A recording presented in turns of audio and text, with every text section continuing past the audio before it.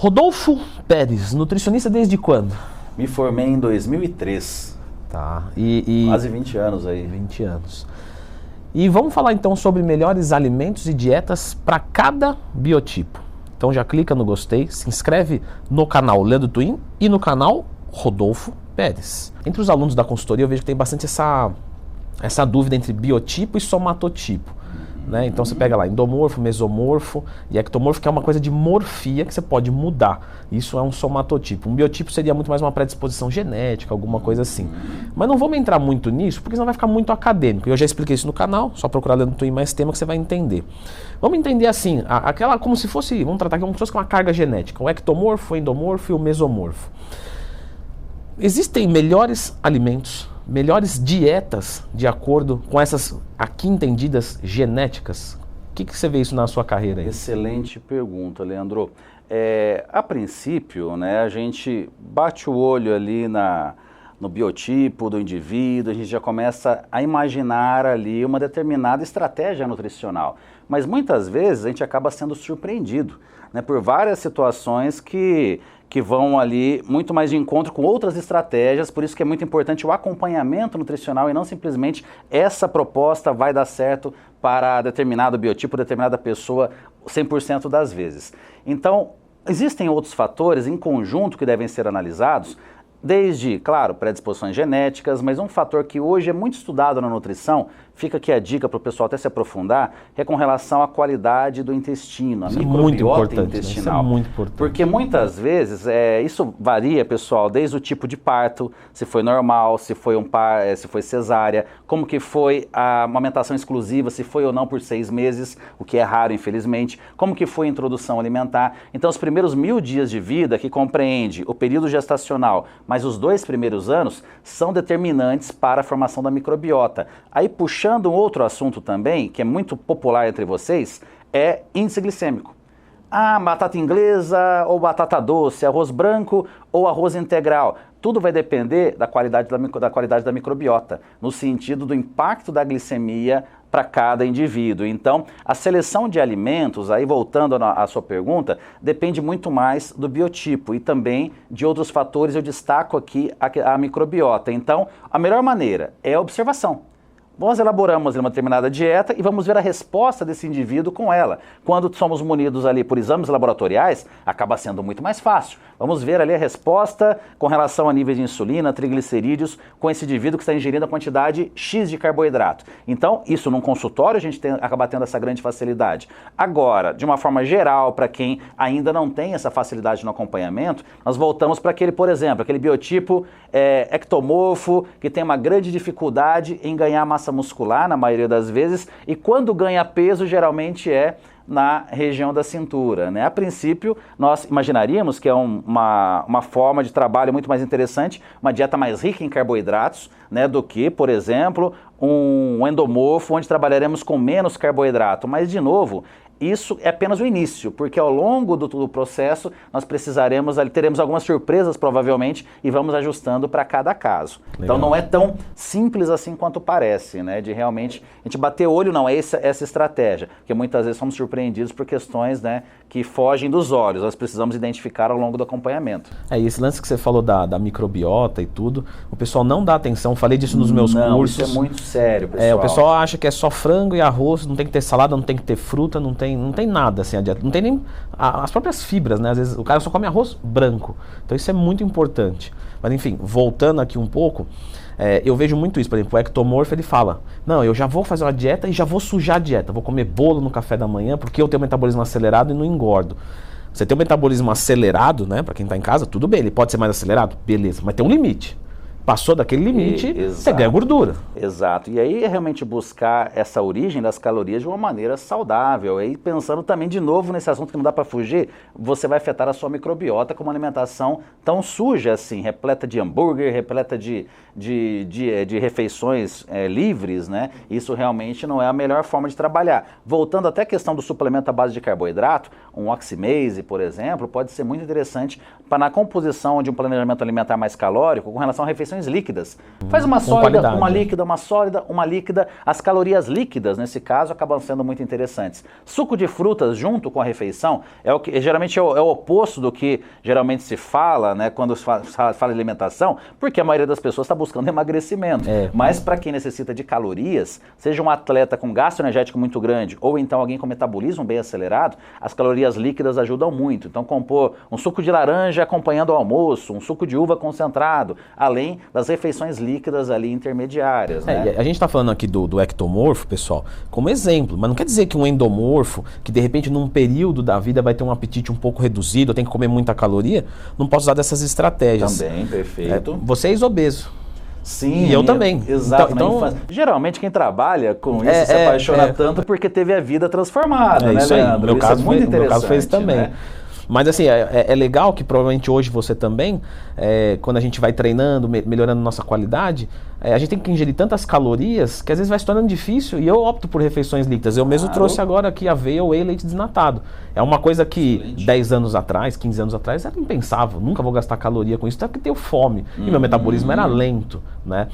Então, pessoal, o que a gente está tentando dizer aqui para vocês é que não tem os melhores alimentos e a melhor dieta para um ectomorfo, para um mesomorfo ou para um endomorfo. A gente está falando aqui de estratégias para cada cenário. Você tem que fazer um book, tem que ganhar peso, tem que comer bastante. E você não dá conta, então você vai optar mais por refeições líquidas. Eu acho muito legal intercalar sólido, líquido, sólido, líquido, sólido, líquido, sólido, enfim, tanto faz.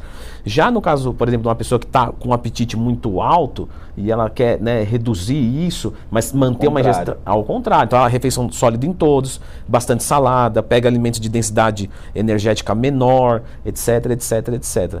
E aquela regra da proteína, vai servir para todo mundo, porque a proteína vai vir para recuperar a musculatura que você danificou no treinamento. Que inclusive eu sempre costumo falar o seguinte, eu vejo que, né, nos seus podcasts também, o podcast dele é muito bom, tá, pessoal? Podem procurar, vão aprender muito. Você vê gente que baixa todo o carboidrato da dieta, principalmente endomorfo, o cara que é mais gordinho, e entope de proteína. Só que aí ferra duas vezes, eu falo como treinador. Como que eu vou dar um treino bom para um cara que não ingere carboidrato? Se eu não der um treino bom para ele, a proteína perde o sentido, porque ele não danificou a musculatura. Então eu desmonto a dieta com simplesmente uma coisa só, certo? Perfeito. As pessoas têm colocado muita dieta assim, à frente do treino, sendo que na verdade é o contrário. O treino gera demanda para aí sim a alimentação está complementando o treino, né? E não o contrário. Eu vi você falando isso num outro podcast e me deu muita alegria, porque eu como treinador, a gente costuma às vezes escutar de nutricionista que o que mais importa... 70% é dieta, 30% o treino. Mentira, pessoal. Isso é muito legal, gente.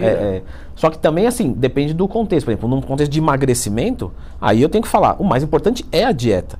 É a caloria, né? Só que para construir músculo, o mais importante é o treino. Só que ele não pode me ferrar, então ele tem que me dar carboidrato para o meu aluno para eu poder dar um treino com qualidade. E o que as pessoas fazem? Zero carboidrato em top de proteína. Às vezes mantém a mesma caloria, né, Rodolfo? Aí baixa a proteína, sobe o carboidrato, o corpo do cara é outro, porque ele consegue treinar melhor. E olha só, pessoal, né? Fazendo isso de aumentar a proteína e baixar demais o carboidrato, de novo vai ferrar o quê? Microbiota. Ferrou microbiota, você vai ter menor absorção de nutrientes, por exemplo. Então, tudo acaba sendo, desmanchando toda uma estrutura ali que poderia ser muito bem organizada. Então, isso que o Leandro comentou é muito fato. Quantas vezes no consultório recebi pessoas buscando ali muitas vezes um ganho de massa, comendo mais de 4 gramas de proteína por quilo de peso, 1 grama de carboidrato no máximo, sendo que quando nós diminuímos a proteína, aumentamos o carboidrato e distribuímos isso melhor ao longo do dia, o resultado acaba sendo mágico, né? Destrava, o cara fica com pump no treino, treina com disposição, a proteína volta a ter função na dieta, enfim. Então não exagerem na proteína, tá? O segredo não é esse, o segredo é uma dieta bem estruturada. E Leandro, algo que me chamou muito a atenção.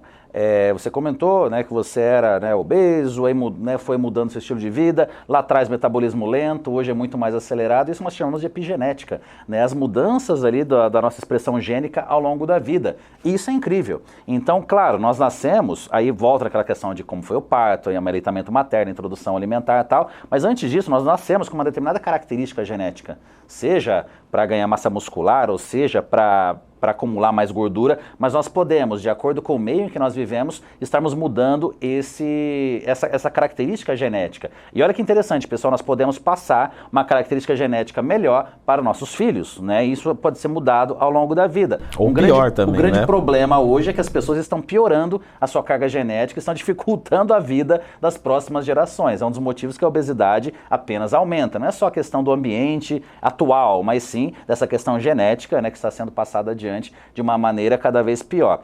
E não se esqueça a questão ao longo da nossa vida. Então, a pessoa nasce com uma característica X, né, um metabolismo mais acelerado, mas aí ela se depara com um trabalho completamente sedentário.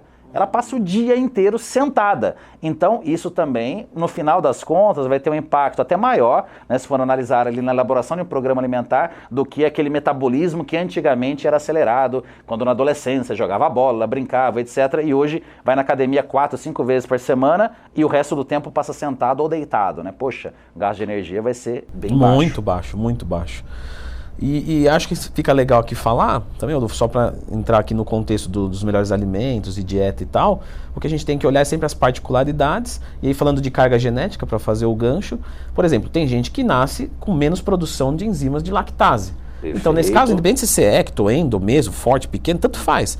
O consumo da lactose para você vai ter que ser moderado ou nulo, né? E aí a gente tem outras particularidades, né? Os celíacos. Perfeito, né? Às vezes até uma intolerância mais leve ao glúten, mas a pessoa, se ela comer 2 ou 3 vezes pão no dia, ela já terá algum tipo de desconforto. Aí entra essas características, né, individuais. Claro, o profissional no consultório ele estará analisando tudo isso, mas a pessoa tem que se autoconhecer também. Se você come determinado alimento e aquele alimento não te traz benefícios, já vá eliminando, né? Porque hoje eu vejo muitas informações sendo sempre relacionadas. Busque o profissional, busque o profissional.